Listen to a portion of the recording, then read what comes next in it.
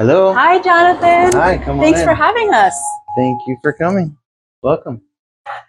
Well, I'm told this is your new store. Yep. Tell us a little bit about where it is. Why'd you Sure. move? What's going on? Well, we're in Fair Oaks now instead of Carmichael, which is like 2 miles that way. And there were several reasons. We've been wanting to move for a long time. Our last place, if you had been there, was greenhouses on the front of a big metal building in a cement bowl. And it was just so much fighting the elements. It was crazy hot in the summer. And so we had to mist every hour, and then everything got crusted with calcium, and it was just too hot. People didn't want to be in there. And then every winter, it was, roofs blowing off and tons of heating costs, and things couldn't quite be as hot as you wanted. And it just, it was unideal. We didn't start out there as a nursery. We were an importer of growing supplies, and we brought in shipping containers of stuff and sent them to zoos and things. And so no one really had to find us. And we had a little corner with plants in it, but it was just kind of for fun. And so once the world changed and shipping wasn't really efficient and too expensive on that level, we became a nursery and just kind of expanded by growing it out, propagating all of our plant collection. So moving into a place that was more similar to how everybody grows for the most part was better for us, more comfortable, but also easier on the plants. And I think prepares it all for the people more too. Awesome. So that's how we ended up here. Can we have a little tour, and sure I'll ask you some questions about Hoyas? Absolutely. Awesome. Oh, great. So how long have you been growing Hoyas? Probably 10 years-ish about. We have about 30 years of orchids and stuff, and then Hoyas came to us later. And what is your favorite feature so far about your new space? What do you love most about it? I guess air conditioning.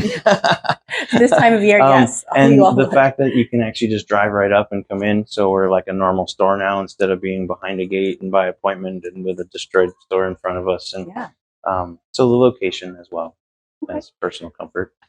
Can you remember what was your first Hoya and what was it?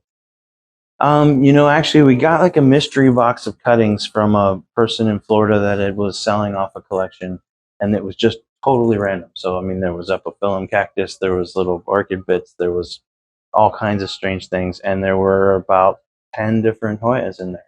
Okay. Probably half of which were unnamed or named totally wrong. But it was like Moteski, the fuzzy back kind of early Carnosa type thing. And there was a Carnosa tricolor rubra with the red stem and the kind of pointier leaves, and just a bunch of sort of more common maybe, but Arnaudiana, a couple other things. And so that's some of what you'll see, like the hugest plants that we have to figure out what to do with are the ones that we've had the longest. So our original mother plants that we made too many of because we were so excited about them are now around for sale as ginormous flowering plants. That's awesome. Can we see a little bit of Hoyas? Yeah, come on in. We have the very top level are mostly mother plants, but not completely. So, we have duplicates of things. And then everything from here down are for sale. And it changes out all the time because we're so behind on propagating from moving that there's like 50 or 60 bins back there that I'm constantly trying to get brought out and repotted. And so we bring out new stuff all the time. And we're slowly maybe getting more organized from moving. So it's coming along. But here's a little David Kamingii blooming. Smells like butterscotch and is very cute. Which is your favorite Hoya and why? What is your current favorite right now? I think if I don't think about it, it's Callistophila, just because of this pattern of the leaves. I just love it. If I think about it, then I get all confused and come up with 3 others. But some days it's fuzzy ones, and some days it's Maniparensis, the little bat leaf one. That's kind of probably a Dischidia. Actually, is really quite cute. How did you get started with Hoyas? By accident in that box of cuttings. Yeah. And what was the first Hoya or plant that you successfully propagated? Actually, funny you ask. This right here is this Apesia, and when I worked at a botanical garden in my 20s, when I learned about all this stuff in Florida, a gentleman named Harry Luther, who was like the world's authority on bromeliads at the time, but I learned so much from him and from them. And this was the plant. He made this plant originally in like the 70s or something. And that's the plant I happened to learn to take cuttings on. It's in the violet Gesneriid family. It looks a little complicated to do, but It's normal Okay. cuttings basically. It was just in perlite, and they had, of course, giant trays with misters and stuff, so it was easier than it would be in normal. But it was just normal, like you would do a Hoya. So why do you like Hoyas? In part, I think it's the same as what I like about orchids is that the complication of the pollinia and the pollination is weird and complicated and fun. And the fact that there's so many varied different ones. I feel like Hoyas are sort of like orchids in the late 1800s where they're all still just being found and all the names are mixed up and it's kind of fun and new and, so And which one would you say is the easiest to bloom?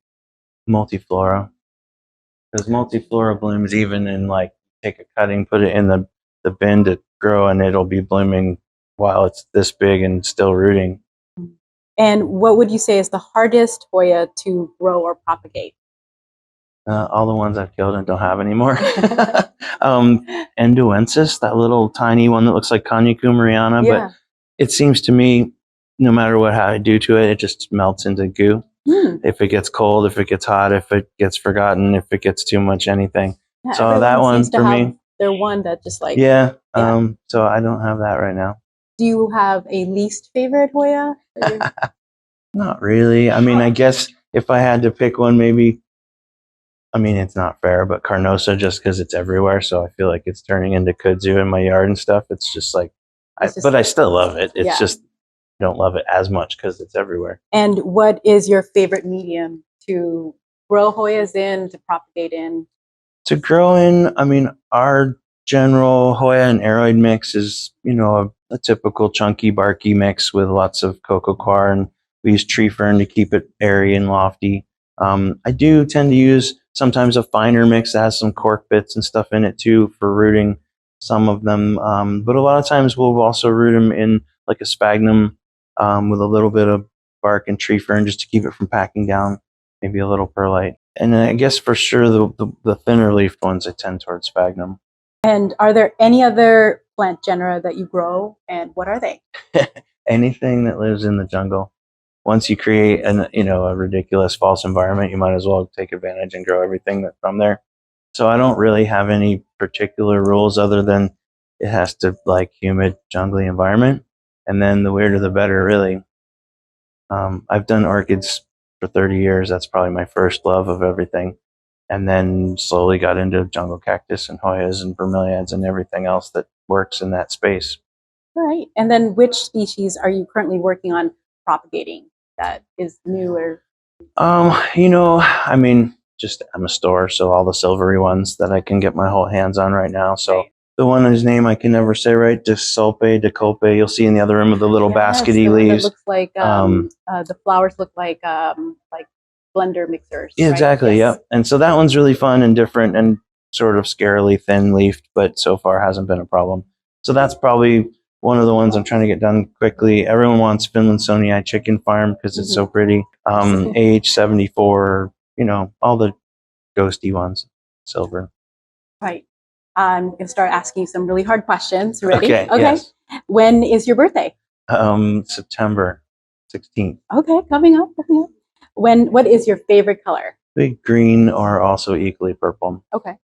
And do you like hot or cold weather? As a human, probably more cooler, but as a nursery person who chose tropical things, definitely warmer. And where is your favorite place on Earth? I don't know if I've actually been there yet. Okay. Probably, I would say tropical places, but I think it might be too humid for me to really live there all the time. So I'm not really sure. Okay. I want to say Thailand, but at the same time, maybe not. Okay.